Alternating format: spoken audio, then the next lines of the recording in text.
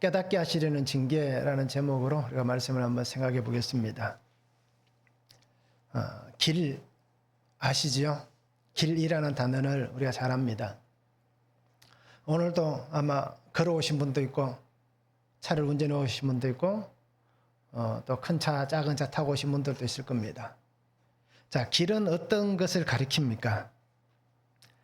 사전에 찾아보면 명사로 사용됩니다. 그리고 여러 가지가 있는데요. 그 중에 몇 가지만 말씀드리면 사람이나 동물, 자동차가 다닐 수 있도록 땅 위에 낸 일정한 너비의 공간, 이렇게 길이란 정의가 있습니다. 또 물 위나 공중에서 일정하게 다니는 곳, 그리고 시간의 흐름에 따라 개인의 삶이나 사회적, 역사적 발전 따위가 전개되는 과정, 그래서 길이라고 얘기합니다. 그리고 어떤 자격이나 신분으로서 주어진 도리나 임무, 이것도 길이라고 얘기합니다. 그래서 우리가 예로 이렇게 들었던 어머니의 길, 그죠? 그 신분이나 어떤 주어진 도리, 그죠? 그 임무를 얘기하는 겁니다. 자, 이렇듯 길은 우리가 늘 걷고 또 늘 다니지만 아마 길에 대해서 그렇게 많이 생각해 본 적은 없을 거예요. 어떤 잡지에 보면 이런 글이 있습니다. 길은 우리에게 만남을 약속한다. 해와 달이 그것을 증명한다. 라는 글귀가 있더라고요. 우리의 만남을 약속한다. 해와 달이 그것을 증명한다. 굉장히 멋있는 표현 아닙니까? 이제 우리가 친구를 만나러 가는 것도 해와 달이 증명해 주는, 그죠? 그런 멋있는 길을 우리가 걸어가고 있습니다. 또 성경에 뭐 어떻게 얘기합니까? 우리가 욥의 고백을 잘 알잖아요. 우리가 가는 길을 누가 안다고 얘기합니까? 하나님이 아신다라고 말씀하잖아요. 그래서 찬양도 우리가 그렇게 부릅니다. 나의 길 오직 그가 아시나니. 이렇게 우리가 찬양을 하고 있습니다.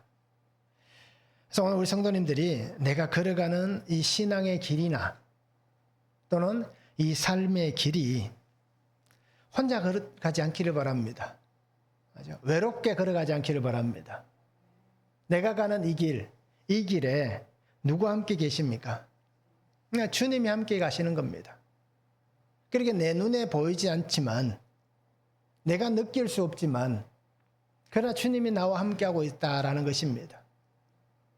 그러나 또 주님이 함께하고 있다는 것을 느낄 수 있는 분도 계실 거예요. 그죠? 바람이 불어서 우리 몸에 부딪히듯이 내가 지금 주님과 함께 동행하고 있구나 라는 것을 우리가 느끼고 또 알 수도 있습니다. 그러기에 내가 걷는 이 삶의 길이, 내가 걷는 이 신앙의 길이 예수님과 함께, 나를 사랑하시는 하나님과 함께 그렇게 우리가 걸어갈 수 있는 그런 삶이 되기면 참 좋겠습니다. 오늘 말씀을 한번 보시기 바랍니다. 오늘 성경에 보면 백성에게 짐을 꾸리라 라고 얘기합니다. 그러면서 하나님께서 이렇게 말씀하잖아요. 이 땅에서 내 던질 것이다. 자, 예레미야는 유다의 멸망을 바라보면서 정말 자신의 상처와 같이 아파합니다. 그런데 어떻게 된다고 얘기합니까? 성읍들이 황폐할 것이다 라고 말씀하고 있습니다. 사람의 길 걸음이 누구에게 있는가 라고 말씀합니다. 그래서 하나님은 징계하시지만 너그럽게 하여 주시기를 예레미야가 구하고 있습니다. 자, 깨닫게 하시는 징계 첫 번째는 내 던져짐을 당해야 합니다. 17절 18절입니다. 애호사인 가운데 앉은 자여 내 짐꾸러미를 이 땅에서 꾸리라. 여호와께서 이와 같이 말씀하시되 보라 내가 이 땅에 사는 자를 이번에는 내 던질 것이라. 그들을 괴롭게 하여 깨닫게 하리라 라고 말씀합니다. 유대의 상황이 지금 어떤 상황입니까? 애워싸여 있다라고 얘기합니다. 애워싸인 가운데 앉은 자라고 이렇게 예레미야가 표현을 합니다. 실제로 이들은 열왕기하 24장 10절에 보면 그때 바벨론의 왕 느부갓네살의 신복들이 예루살렘에 올라와서 그 성을 애워싸니라. 계속해서 말씀드리는 것을 보면 느부갓네살 왕도 지금 그 전쟁의 현장에 와 있다라고 그렇게 열왕기하에 기록을 하고 있습니다. 자, 이들은 바벨론에 의해서 애워싸여 있습니다. 자신들의 힘으로는, 유다라는 그 나라의 힘으로는 어떻게 해결할 수 있는 방법이 없습니다. 벗어날 수 없는 그 고난 속에 있습니다. 왜 그렇습니까? 강대한 나라인 바벨론이 유다를 멸망시키기 위해서 예루살렘을 지금 포위를 하고 있다는 겁니다.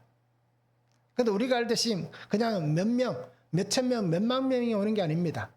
수십만 명의 군대가, 그죠? 그 예루살렘을 둘러싸 버립니다. 그리고는 꼼짝할 수 없게 만들고 있습니다. 자, 그런데 하나님께서 오늘 그런 상황에 놓여 있는 유다를 향해서 뭐라고 얘기합니까? 이번에는 내 던질 것이다 라고 말씀합니다. 괴롭게 하겠다. 그래서 너희가 이 던져짐을 통해서, 괴로움을 통해서 깨닫게 하겠다라고 하나님께서 말씀을 하고 있습니다. 내 던져질 것이다 라는 단어, 히브리어는 칼라라는 단어를 씁니다. 근데 이 뜻이 뭐냐면, 우리 투석기 알잖아요. 예전에, 요즘은 뭐 탱크나 뭐 미사일을 쏘지만 이때 당시에 전쟁에는 뭐 쏩니까? 돌을 던지잖아요. 거대한 돌을 던지는 이 투석기라는 게 있습니다. 자, 이 투석기를 쏜다라는 뜻입니다. 칼라라는 단어의 뜻이 내 던질 것이다. 그런데 이 투석기를 통하여서 던져버릴 것이다 라고 얘기합니다. 자, 하나님께서 하시는 말씀은 어떤 의미입니까? 내가 너희를 깨닫게 하기 위해서 내가 이렇게 투석기가 돌을 던지듯이, 쏘아내듯이 내가 너희를 던지겠다 라고 하신 이 징계와 심판을 하시겠다 라고 말씀을 하고 있습니다. 그러면 이들을 어디로 던지냐라는 겁니다. 하나는 멸망입니다. 죽음으로 던지는 것이고, 또 하나는 뭐겠습니까? 포로로 던지는 것입니다.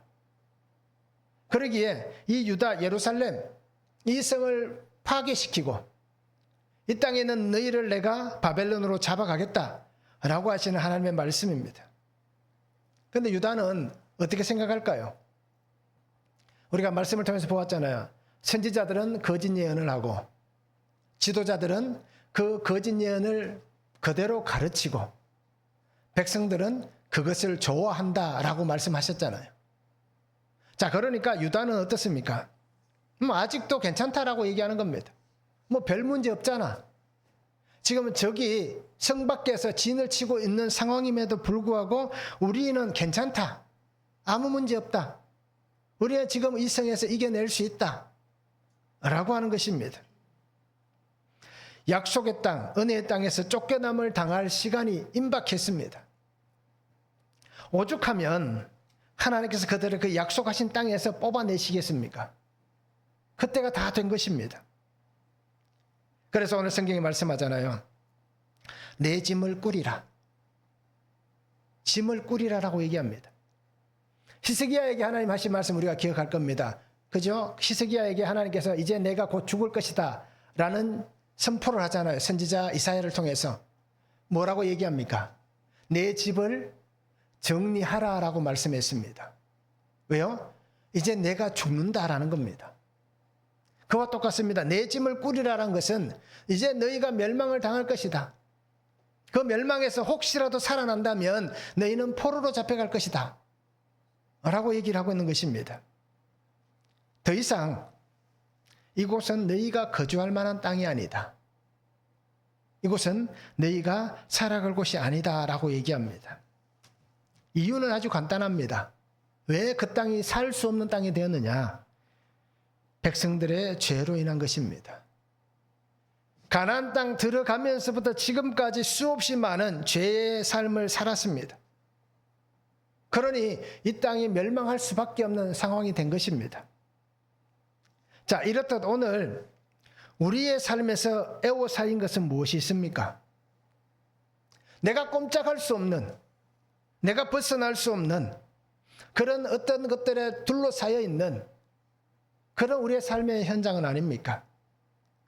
내가 살아가는 삶의 환경이 그냥 이유 없이 그죠? 그런 일들이 생겨나지 않는 겁니다. 내가 죄가 있어서 아니면 내가 정말 하나님이 아닌 우상을 따라가서 나의 삶의 환경에서 정말 하나님께서 원하지 않는 그러한 삶을 살았기 때문에 우리의 삶의 그 주변에, 그죠? 나라는 개인에게도 그렇고요. 우리 가정이라는 것도 그렇고요. 교회라는 것도 마찬가지입니다. 그러한 현장 속에 혹시 애워싸고 있는 것들이 무엇이 있는지 우리 스스로가 한번 볼 수 있는 시간이 되면 좋겠습니다. 그 애워싸임에서 우리는 던져짐을 당할 수 있는 겁니다. 죄 때문에 우리는 던져질 수 있는 겁니다. 내가 살아가는 삶의 방식이 하나님의 말씀과 어긋나 있다면 던져질 수 있는 겁니다. 그런데 오늘 우리가 던져짐을 통해서 오히려 감사할 수 있어야 한다는 겁니다. 왜 던지는 겁니까? 하나님께서 이 유다를 왜 던질까요? 살리기 위해서 던지는 겁니다. 그 땅을 새롭게 기경하기 위해서 하나님이 던지시는 겁니다. 그래야 그가 살아날 수가 있는 겁니다. 그런데 우리는 어떻습니까? 애워싸이는 환경에서 우리는 그렇게 얘기할 거예요. 왜 하나님 나에게 이렇게 힘들고 어려운 일이 찾아오게 합니까? 왜 나의 삶에 이 고통이 찾아오게 합니까? 왜 하나님 나에게 이런 아픔이 생겨나게 합니까? 이러한 우리의 모습들을 보지는 않습니까? 하나님께서 그렇게 말씀하신 이유가 분명히 있습니다. 우리의 짐을 꾸리라고 말씀하실 수도 있을 거예요. 그런데 나를 보내시는 곳이 어디입니까? 바벨론이라는 곳으로 보낼 수 있는 겁니다. 그래도 우리가 알듯이 유다가 바벨론으로 가서 70년 포로 생활하고 돌아옵니다. 그런데 그들이 70년 동안 포로 생활하면서 돌아올 때에 하나님이 없이 돌아옵니까? 그렇지 않잖아요. 어떻게 보면 하나님에게 사로잡혀서, 말씀에 사로잡혀서 정말 하나님 안에서 새 은혜를 경험한 사람들이, 새롭게 변화된 백성들이 그 땅으로 다시 돌아오는 겁니다. 이러한 은혜를 우리가 누릴 수 있기를 원합니다. 나를 살리기 위해서, 나를 하나님의 말씀 안에 세우기 위해서 하나님께서 내게 이러한 삶의 애워싸임을 주셨다라는 것입니다. 그래서 우리가 하나님 보내시는 곳은 어떻게 보면 생명과 은혜가 있는 곳입니다. 정직과 진실이 있는 곳입니다. 오히려 우리가 그 던져짐을 통해서 하나님 앞에서 그 자리에서 우리가 더 견뎌낼 수 있고 인내할 수 있고 그리고 말씀을 붙잡을 수 있는 그런 삶이 되면 좋겠습니다. 시편 119편 73절 이렇게 말씀합니다. 주의 손이 나를 만들고 세우셨사오니 내가 깨달아 주의 계명들을 배우게 하소서. 나를 던지기 위해서 오신 예수님께서 우리를 던지신 그 자리가 나를 다시 세우시는 자리, 그 말씀을 깨달아서 주의 계명을 배울 수 있는 자리, 또 그 자리가 하나님의 구속의 말씀이 들려지는 그런 은혜의 자리가 되게 하시기 바랍니다. 한번 적용해 보시기 바랍니다. 나는 무엇에 애워싸여 있습니까? 나는 어떤 것에 둘러싸여 있습니까? 한번 적용해 보시기 바랍니다. 내던짐을 당한 사건이 분명히 있을 거예요. 그렇죠? 던져지는 그런 사건들이 있었습니다. 그럼 그 사건은 무엇이었는지, 그리고 그 던져짐의 사건을 통해서 내가 살아난 일들은 무엇인지 우리가 한번 적용해 보시기 바랍니다.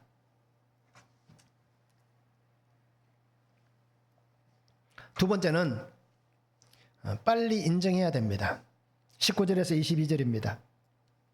슬프다 내 상처여 내가 중상을 당하였도다. 그러나 내가 말하노라 이는 참으로 고난이라. 내가 참아야 하리로다. 내 장막이 무너지고 나의 모든 줄이 끊어졌으며 내 자녀가 나를 떠나가고 있지 아니하니 내 장막을 세울 자와 내 휘장을 칠 자가 다시 없도다. 목자들은 어리석어 여호와를 찾지 아니하므로 형통하지 못하며 그 모든 양떼는 흩어졌도다. 들을지어다 북방에서부터 크게 떠드는 소리가 들리니 유다 성읍들을 황폐하게 하여 성냥이의 거처가 되게 하리로다 말씀합니다. 유다에 임한 징계, 심판으로 인해서 예레미야는 어떻습니까? 큰 고통을 느끼고 있습니다. 내가 정말 이 중한, 그죠? 그 상처 가운데 있다. 상처가 너무 깊어서 이 상처가 나을 것 같지 않다라고 탄식합니다. 그럼에도 예레미야는 뭐라고 얘기합니까? 이 아픔과 이 고난을 그래도 참아야 한다. 인내해야 된다. 라고 그는 얘기합니다. 삶의 자리에 이런 고난이 일어납니다. 장막이 무너질 것입니다. 장막을 붙잡고 있던 줄이 끊어질 것입니다. 자녀들도 다 떠나갈 것입니다. 장막을 세울 자가 없습니다. 휘장을 달 자도 없다라고 얘기합니다. 목자는 어리석어서 하나님을 찾지 않습니다. 그러니 백성들이 흩어지게 되었다라고 그때 상황을 얘기하고 있습니다. 자, 목자들이 어리석어라고 얘기합니다. 어리석다라는 바알이라는 단어는 불타다, 소멸하다라는 뜻이 있습니다. 그리고 그 속에 또 이런 뜻도 있습니다. 짐승 같다, 미개하다라는 뜻도 있습니다. 자, 그러면 목자들이 어리석다라는 건 어떤 것입니까? 그들이 무언가를 불타게 합니다. 또 그들의 생각이 짐승 같다라고 얘기하는 겁니다. 그러니 그들이 어떻게 행동합니까? 하나님을 찾지 않고 있다라고 얘기합니다. 하나님을 찾지 않는 그 환경을 만들었습니다. 그리고는 그들이 어떻게 행동합니까? 우상 숭배의 삶을 만듭니다. 이 꼭 우상 숭배의 삶이 목자들이 만든 것은 아닙니다. 백성들이 함께, 그죠? 개개인이 그렇게 만들어내었습니다. 그런데 목자들이 어떻게 해야 됩니까? 잘못된 것이 있으면 바르게 해야 되잖아요. 그런데 목자들이 함께 어떻게 하는 행동을 합니까? 이렇게 미개하다, 옛날 개혁한 거를 우준하여라고 표현합니다. 어리석다라는 겁니다.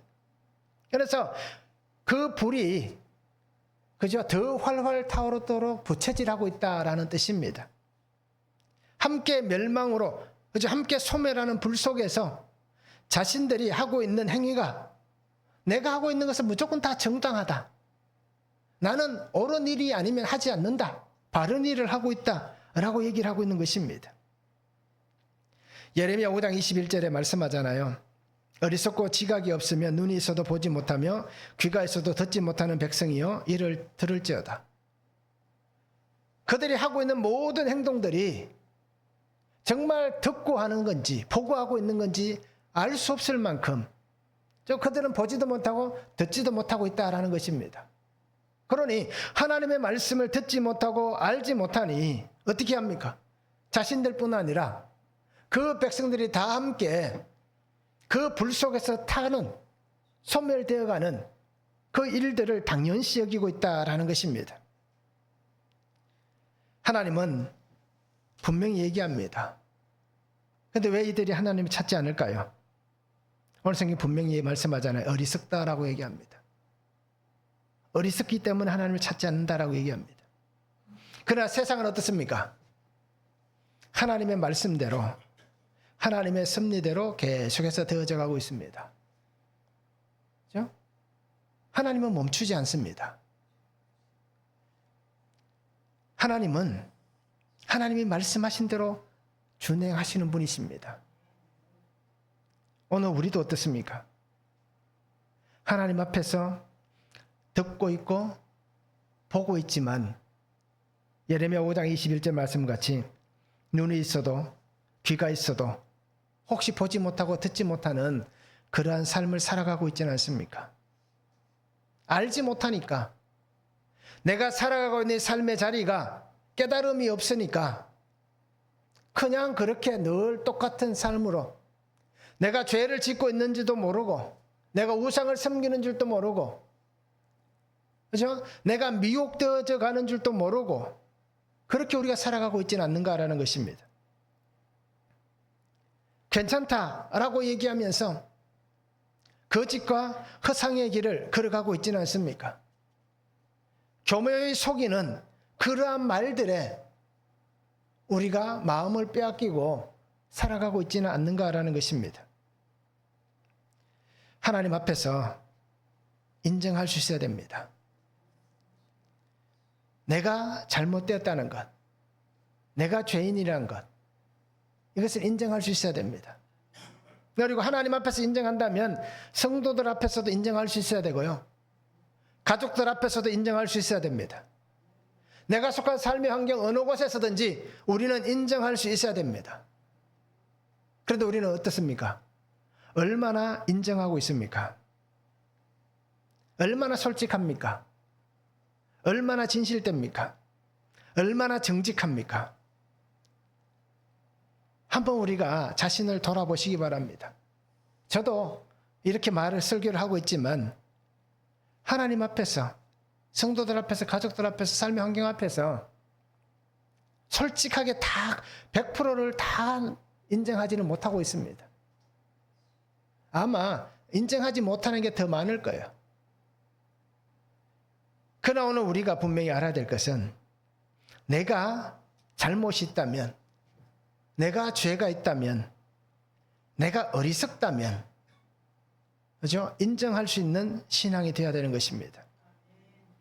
우리가 주위에서 보면 그런 것들이 많잖아요. 잃을 것이 많은 사람은 쉽게 인정하지 않습니다. 내가 이것을 인정함을 통해서 잃을 것이 너무 많다면 인정할 수 없습니다. 그런데 그런 사람들이 대부분 어떻습니까? 그것을 지키기 위해서 자기의 생명을 해하는 사람들도 있는 겁니다. 그런데 우리가 한번 생각해 보시기 바랍니다.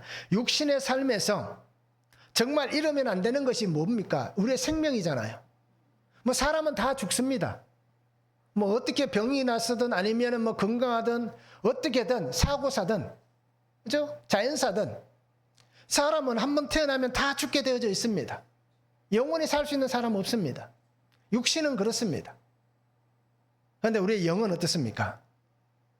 우리의 영은 영원히 사는 겁니다. 어디에서 사느냐가 중요합니다. 주의 나라에서, 하나님의 나라인 천국에서 영원히 살 것인가, 하나님의 심판의 자리에 그 지옥에서 영원히 살 것인가라는 겁니다. 그러면 우리가 육신의 삶에서 잃는다고 해서, 그렇죠? 우리가 죽는 것은 아니잖아요. 그런데 그것을 잃지 않으려고 우리의 생명을 해야 한다면, 우리 육신을 지키기 위해서 생명을 잃는다면 그것보다 더 어리석은 것은 없습니다. 더 미련한 것은 없다는 것입니다. 오늘 우리의 삶의 자리에서 내가 인정하지 못해서, 그죠? 우리의 자녀들이 떠나가진 않았습니까? 내가 인정하지 못해서 내 장막이 무너지진 않았습니까? 내가 인정하지 못해서 그 장막을 잡고 있던 줄이 끊어지진 않았습니까? 장막을 다시 세울 자가 없는, 휘장을 다시 세울 자가 없는, 즉 하나님께서 우리에게 주신 이 영적 후사, 믿음의 계보가 세워져 갈 수 있는 자가 없는 그런 삶을 우리가 살고 있지는 않습니까? 나 때문에, 내가 인정하지 못해서 그렇지는 않습니까? 이러한 일들이 일어나는 것은 다 나의 죄로 인한 원인입니다. 그래서 그렇게 말씀들을 하잖아요. 문제 자녀는 없습니다. 문제 부모만 있을 뿐입니다. 그러게 우리가 뭐 자녀들이 출가했기 때문에 떠나갔다라고 얘기할 수는 있겠지만, 그러나 출가해서 떠나간 외에 나와 교류가 없다면, 소통이 없다면, 신앙 안에서 특별히 영적으로 교통하는 것이 없다면 떠나간 것입니다. 그러게 우리가, 저도 그런 삶을 지금 살아가고 있습니다. 아이들이 자라고 나니까, 그죠? 우리 저도 어른들이 그런 표현을 많이 썼잖아요. 예전에 머리 굵어지고 나면, 그죠? 그런 표현을 많이 썼잖아요. 그러니 자기 살고 싶은 대로 살겠다고 얘기하는 거예요. 아이들도 내가 원하는 대로, 내 방식대로 살아가겠습니다라고 얘기하는 거예요. 자, 어릴 때는 그런 말을 하지 않습니다. 왜요? 부모의 그늘에서 부모의 도움을 받아야 되니까. 그런데 이제 자기가 할 수 있는 나이가 되니까 그렇게 얘기하는 겁니다. 결국 이 얘기는 뭡니까? 자녀들이 떠나간 거예요. 다시 세울 자가 없습니다. 가문을 세울 자도 없고 휘장을 달 자도 없습니다. 하나님 세우신 이 믿음의 계보를 이을 만한, 그 휘장을 달 만한, 세울 만한 그런 사람이 존재하지 않습니다. 누구 때문에요? 그들의 탓이 아니라 나로 인해 생겨난 일들입니다. 그러게 우리는 인정할 수 있는 삶을 살아야 됩니다. 저도 참 인정하는 것을 잘 못했습니다. 인정하지를 않았습니다. 그런데 아직도 그렇게 우리 사모님에게 물어보면 그렇지 않다라고 말을 할 수도 있겠지만, 그래도 어느 정도는 요즘은 인정을 좀 많이 하고 있습니다. 그래서 우리는 이 한 사람을 한번 보시기 바랍니다. 다윗을 참 존경하잖아요. 그리고 다윗과 같은 신앙의 삶이 되기를 원합니다. 왜 그럴까요? 다윗이 믿음이 좋아서 그럴까요? 그럴 수도 있죠. 다윗이 왕이었기 때문에 그럴 수도 있죠. 다윗이 잘 살아서 그럴 수도 있죠. 그러나 중요한 게 뭐겠습니까? 제가 생각할 때는 그렇습니다. 그것보다도 왜 우리가 다윗을 그렇게 동경하고 그렇게 닮고 싶으냐? 다윗이 인정하는, 그죠? 그 어떤 상황에서든지 인정하는 그 삶의 모습, 그것을 저는 담고 싶은 겁니다. 죄의 자리에서 자신의 죄를 인정합니다. 하나님 앞에서 참회합니다. 하나님의 은혜를 구합니다. 이것이 다윗의 삶이고 신앙입니다. 왕이면, 그죠? 최고 통수권자니까 왕이면 자기 하고 싶은 대로 다 하잖아요. 사울과 다윗을 한번 비교해 보시기 바랍니다. 사울도 똑같은 죄를 짓고는 어떻게 얘기합니까? 이 백성이 악하다. 다윗은 어떻게 합니까? 내가 잘못했다. 이렇게 나누어지는 거예요. 똑같은 상황에서도 한 사람은 자기가 아닌 다른 사람, 한 사람은 자기라고 얘기하는 거예요. 그러기에 오늘 우리는 왜 다윗의 신앙과 삶을 동경하고 존경하고 닮고 싶으면서도 왜 그렇게 살지 못하느냐? 곰곰이 제가 한번 생각해 봤습니다. 왜 나는 그렇게 살지 못할까? 라고 생각해 보니까요. 부끄러운 겁니다. 부끄러운 것 때문에 그래요. 사람에게 얘기하는 게 부끄러운 거예요. 우리 가정사가 드러나는 게 부끄러운 거예요. 내가 지금까지 살아오면서 저질렀던 치부가 부끄러운 거예요. 당연히 부끄럽습니다. 안 부끄러우면 사람이 아니죠. 당연히 부끄럽지만 부끄러움을 당한다 하더라도 부끄럽다고 우리가 천국 안 갈 겁니까? 한번 내기해 보시기 바랍니다. 나는 부끄러움 당하기 싫으니까 천국 안 갈란다. 얘기하실 분 여기 있습니까? 없잖아요. 다 하나님 앞에 얘기하잖아요. 그러면 하나님 앞에 우리가 고백한다면 가족에게도 고백할 수 있어야 되는 거예요. 하나님 앞에 고백한다면 성도들에게도 고백할 수 있어야 되는 거예요. 왜요? 부끄러움은 당해야 되는 겁니다. 그 부끄러움의 애호사임은 당해야 됩니다. 그래야 내가 그 속에서 건짐을 받을 수 있다는 겁니다. 그러기에 우리가 부끄러움을 당하더라도 솔직히 인정하며 그렇게 살아갈 수 있는 삶이 되면 좋겠습니다. 한번 적용해 보시기 바랍니다. 인정해야 될 나의 죄는 무엇입니까? 어떤 죄가 있습니까? 한번 적용해 보시기 바랍니다. 나는 잘못을 빨리 인정합니까? 아니면 끝까지 내 생각을 고집합니까? 어떻습니까? 빨리 인정하는지, 그래서 끝까지 버티는지 한번 적용해 보시기 바랍니다. 그리고 나 때문이다 라는 것이 인정이 되십니까? 자, 세 번째는 삶의 길이 주님께 있습니다. 23절에서 25절입니다. 여호와여 내가 알거니와 사람의 길이 자신에게 있지 아니하니 걸음을 지도함이 걷는 자에게 있지 아니하니이다. 여호와여 나를 징계하옵시되 너그러이 하시고 진노로 하지 마옵소서. 주께서 내가 없어지게 하실까 두려워하나이다.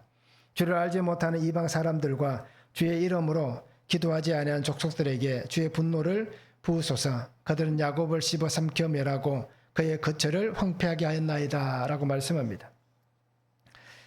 예레미야 이 고백을 표준 세번역 성경에서 한번 보겠습니다. 23절입니다. 주님, 사람이 자기 운명의 주인이 아니라는 것을 제가 이제 깨달았습니다. 아무도 자기 생명을 조종하지 못한다는 것도 제가 이제 알았습니다. 라고 23절에 말씀합니다. 사람들은 어떻게 얘기합니까? 내가 다 할 수 있어 라고 얘기합니다. 나는 다 할 수 있다 라고 얘기합니다. 그런데 어떻습니까? 다 할 수 있습니까?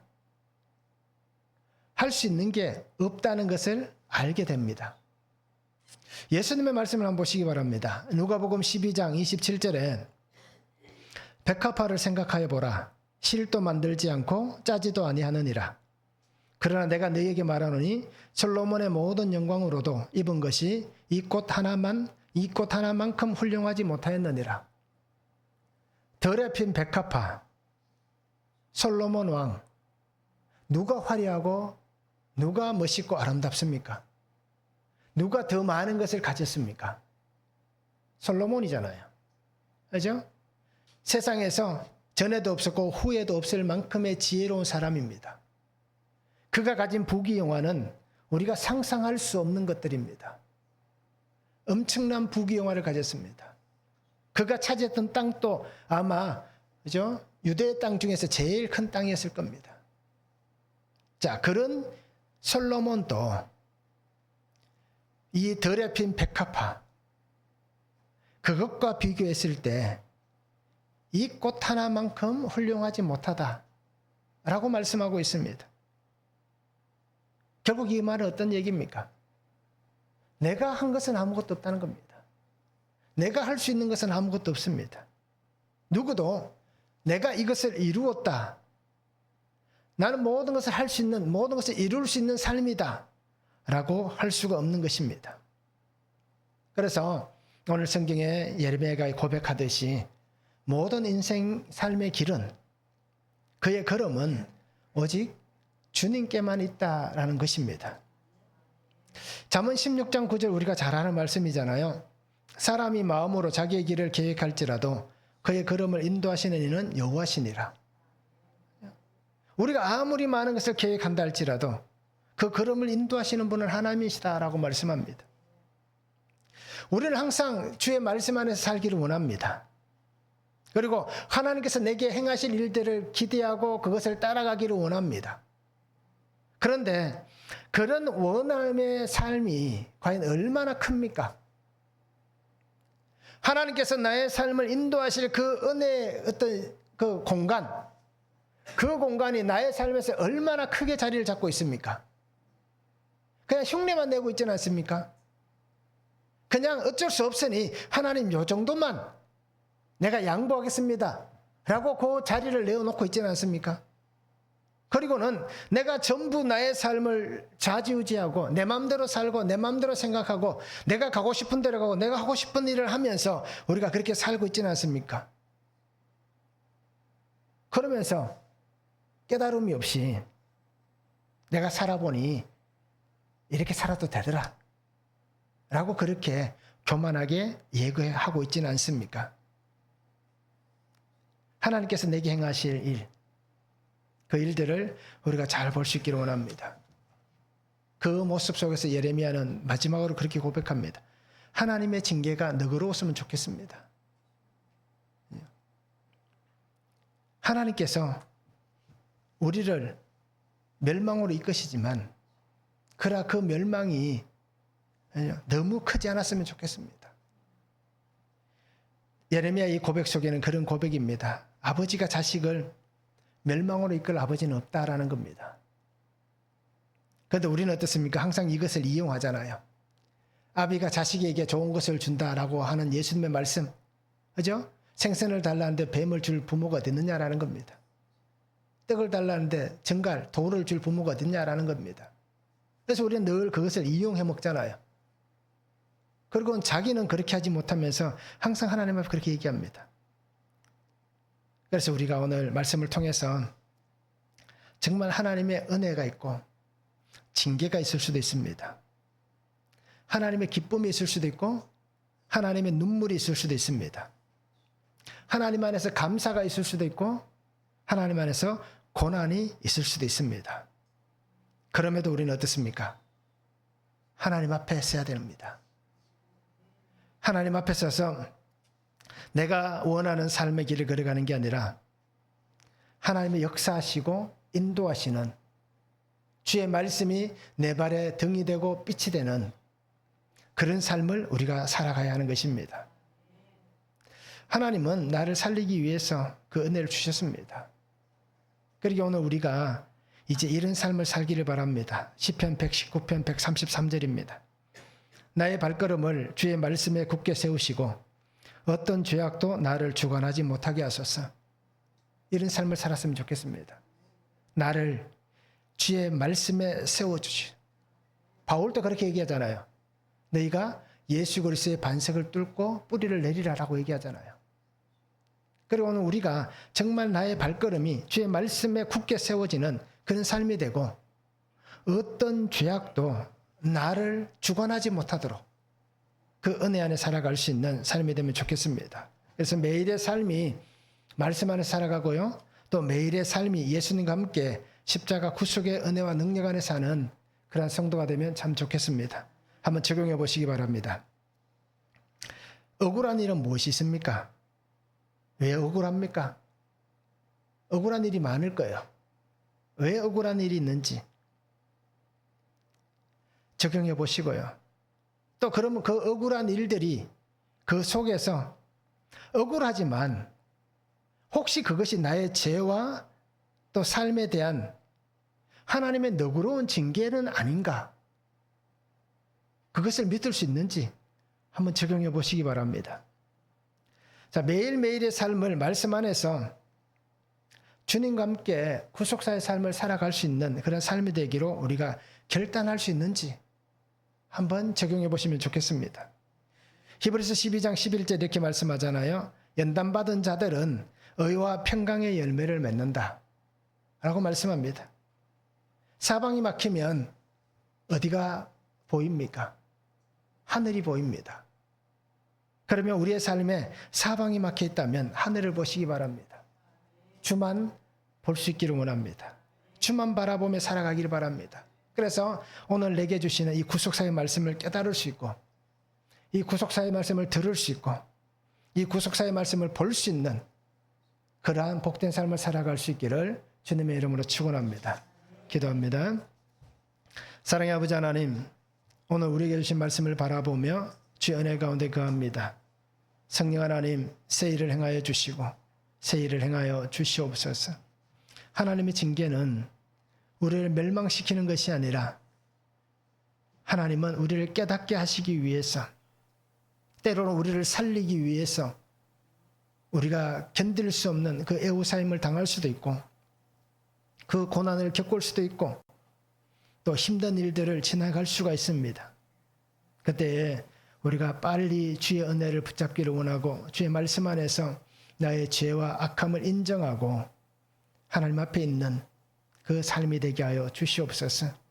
나로 인하여 생겨난 모든 불협화음들이 하나님의 주시는 은혜 안에서 하나님과 함께 손을 잡고 하나님 주신 그 은혜의 말씀을 통하여서 서로가 서로를 사랑하고 안아주고 인정할 수 있는 그 은혜의 삶이 우리 가정 안에서 일어나게 하시고 부부 간에 자녀들 간에 또 성도들 안에 또 삶의 자리에서 아름답게 일어나는 은혜 역사가 일어나도록 아버지 하나님 함께하여 주시옵소서.